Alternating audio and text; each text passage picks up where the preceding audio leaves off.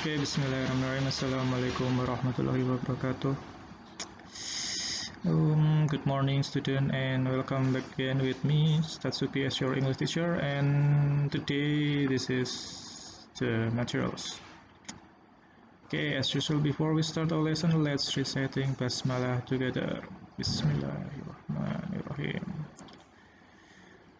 Okay, this weather is always cloudy. Oke, semoga semua tetap sehat walafiat. Yeah, supported by Knowledge Minute. Okay, last week, what did we learn last week? In the last week, we talked about rules, learning contract, and the materials in the second semester. And also introducing of narrative, hanya baru perkenalannya aja. So, langsung saja kita ke materinya hari ini. Narrative, ya, ini materi yang lumayan enak sih menurut saya. The question number 1 last week is what is a narrative text, and you had already answered this question. Ada bermacam-macam versi ya, yang jelas itu versinya adalah narrative is a story that is mainly used to entertain or amuse readers or listeners. And the second question is what is the purpose of narrative text? And the purpose is to entertain or amuse the readers or the listeners. This question were given. This question given you in the last meeting. So we will talk about deeply about narrative text. So this one is what is the social function of narrative text. When we are talking about text, they have a social function, dan social function di sini adalah fungsi sosialnya dari narrative text. Itu ada tadi sama kayak purpose-nya, to entertain, to excite emotion, or to teach moral value. Nah, ini social function itu sebenarnya mirip-mirip sama tadi purpose, tujuannya, goals or aim. And we will talk about generic structure of the text. And it depends on the text how you are phrase it.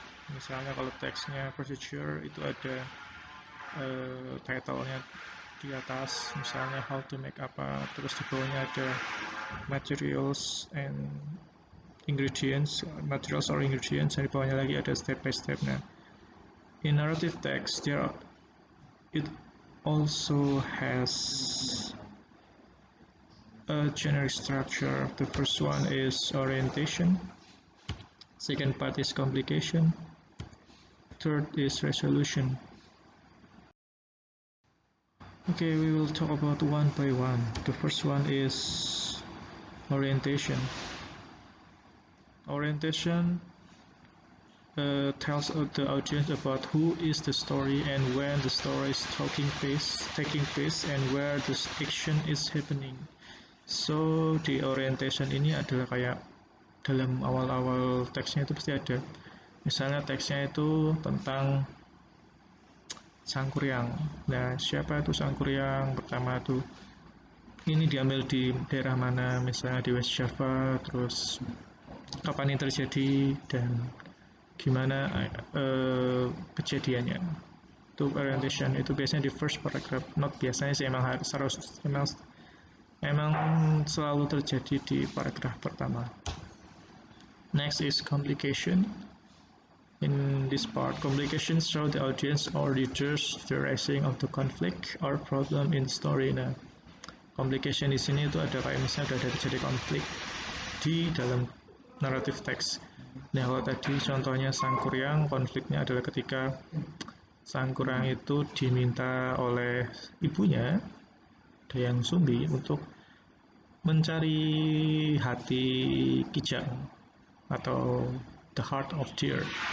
Nah, karena si Sangkuriang ini he didn't find any deer in the forest, so he killed Tumang and grab and bring his heart to his mother. And the mother is very mad and hit him with spoon. Nah, terus dia kabur kemana nggak tahu. And later on, after complication, terus resolution. Nah, in the resolution we will know how the problem solve. Nah, kalau dalam cerita Sangkuriang itu, resolusinya adalah si Dayang Sumbi ini menolak untuk menikah dengan si Sangkuriang, dan si Sangkuriang, he was furious and kicked the boat, and the boat became mountain, and we called Tangkuban Perahu. Gitu. Itu in the resolution sebenarnya. Nah, grammatical features of narrative text. Nah, in narrative text, actually use simple past tense. Gak mungkin kalau narrative text itu menggunakan present tense, karena narrative text itu adalah tales atau cerita dongeng yang sudah terjadi atau cerita fiksi, jadi nggak bisa menggunakan present tense. So that's nouns. Noun di sini that identify the specific characters and place in the story. Misalnya terjadinya di mana, nounsnya siapa, kita bendanya. Misalnya tadi cerita Sangkuriang atau Tangkuban Perahu, diceritain karakternya gimana, si Sangkuriang itu karakternya apa, Dayang Sumbi apa, dan etc. Habis itu adjective sifatnya. Adjective that provide accurate description of the characters and settings. Jadi misalnya Sangkuriang itu sifatnya ambisius atau apa, atau lover, pecinta atau apa, atau Dayang Sumbi is kindness mungkin, ataupun apa. Nah, itu dijelasin di adjektifnya, ada adjektifnya di sini.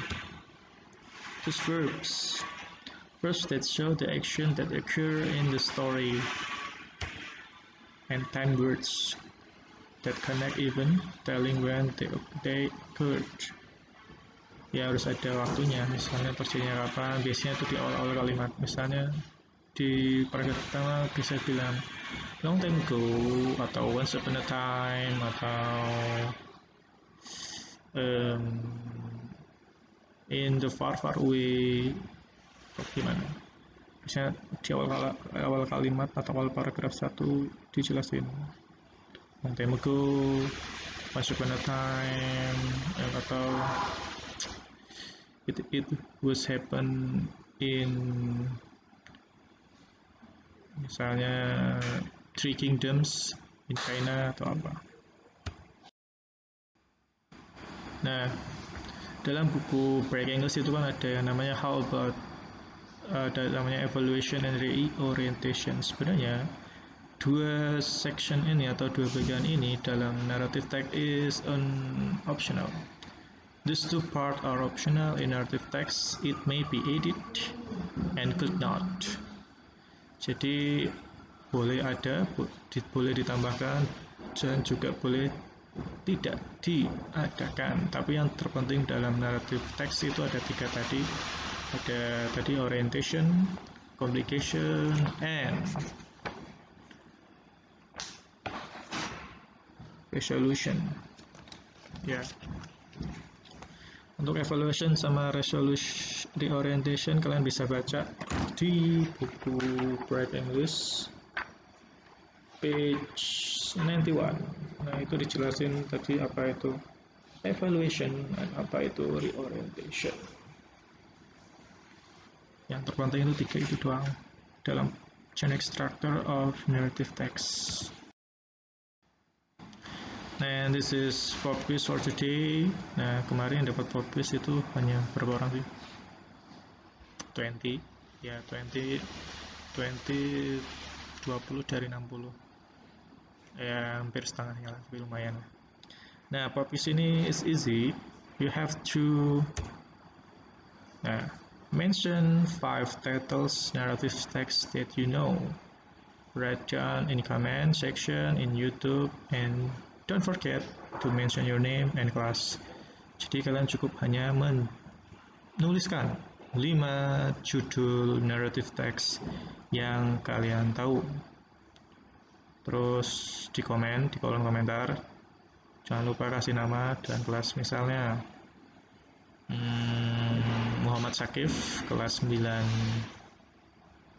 Zubair misalnya ya. Jawab ini 1, 2, 3, 4, 5. Nah, habis itu send dan seterusnya. Okay, thank you for watching, and this is quote for today. Millions saw the apple fall, but Newton was the only one who asked why. By Bernard Parrish. Ya. Jadi jutaan orang melihat apel jatuh, tapi hanya Newton yang menanyakan atau yang istilahnya ikro, melihat kenapa itu bisa jatuh. Dari Bernard Parrish. Okay, thank you for this meeting, and I'm sorry for all mistaken, and let's close by reciting Hamdalah together. Alhamdulillahirabbil alamin. See you next meeting. Wassalamualaikum warahmatullahi wabarakatuh.